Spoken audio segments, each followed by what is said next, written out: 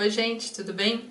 Nesse vídeo vou estar respondendo a mais uma pergunta que me mandaram, que é a seguinte: qual é a máxima DQO que um biofiltro anaeróbio pode receber? Então, vamos conversar um pouquinho sobre biofiltros e vamos especificar então para biofiltro anaeróbio. Primeira coisa, os biofiltros eles são preenchidos com anéis de enchimento com algum tipo de recheio onde cresce aquele biofilme. Aí nessa figura vocês podem ver, né? Então o biofiltro vai ser um tanque totalmente ou parcialmente preenchido com esse recheio. E aqui tem um exemplo também desses anéis de recheio. E eu achei também uma outra foto, duas fotos que eu tinha, que vocês podem olhar, que isso aqui é de um contador biológico, mas o princípio é basicamente o mesmo dos biofiltros, que eles trabalham com enchimento e com biofilme. Então vocês podem olhar, nessa primeira foto aqui, não tinha nenhum biofilme sido formado ainda, era recém o começo do tratamento. Então vocês tinham, se vocês olharem essa estrutura, ela tá limpa ainda.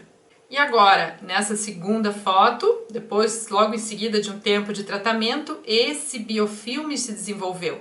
Então isso é o biofilme e isso é o que acontece nos biofiltros aerados ou anaeróbios, quando esses recheios, esse biofilme passa a crescer em função das características do esgoto, dos nutrientes, das bactérias. Então, quando a gente pensa assim, qual é a máxima DQO que um biofiltro pode receber?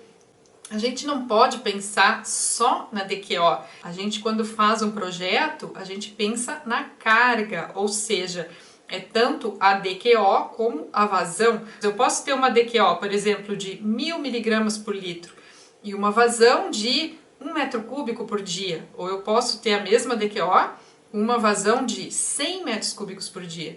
Ou eu também posso ter um efluente, né, um esgoto super diluído, por exemplo, com uma DQO de 200 miligramas por litro e uma vazão enorme.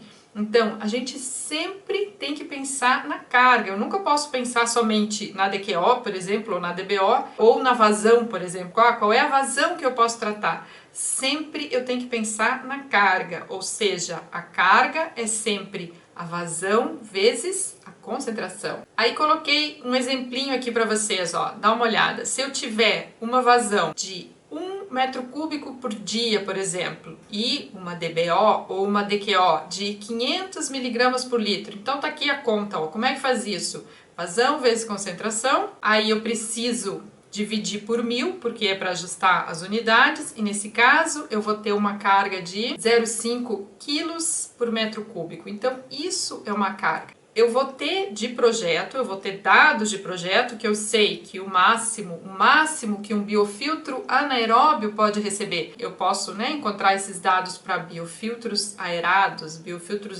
submersos, então tem algumas variações, mas no caso aqui a gente está falando de biofiltro anaeróbio. O que se tem é o seguinte, ó, carga orgânica de 0,25 a 0,75 kg de DBO, nesse caso é DBO, por metro cúbico por dia. Como funciona essa carga orgânica aplicada? Então, de 0,25 a 0,75 kg de DBO por metro cúbico dia. Eu tenho aquela minha carga de DBO, que eu calculei em quilos por dia, e aí eu vou ter um metro cúbico de recheio. Nesse caso, esses números, esses valores de 0,25 a 0,75, eles valem para metro cúbico de recheio, de volume de meio suporte. Então, quanto eu tenho do meu tanque que está preenchido com meio suporte, então eu vou ter esta carga aplicada.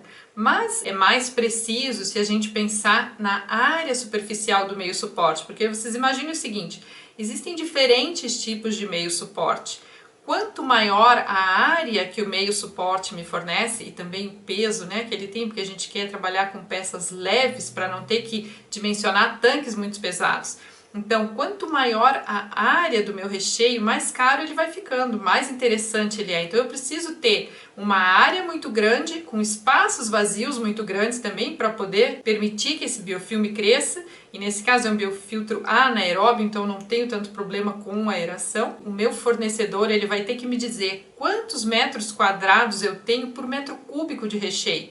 Então, quanto maior, quanto mais metros quadrados eu consigo por volume, mais caro esses anéis, esses recheios vão se tornando. Eu tenho uma taxa de aplicação superficial, ou seja, quantos quilos de DBO por dia eu posso aplicar por metro quadrado de recheio. Nesse caso, fica muito mais preciso o meu dimensionamento e aí eu tenho esses valores que são indicados para biofiltros anaeróbios. E nesse caso, ó, tá aqui, coloquei aqui na tela para vocês, de 6 a 15 metro cúbico por metro quadrado dia.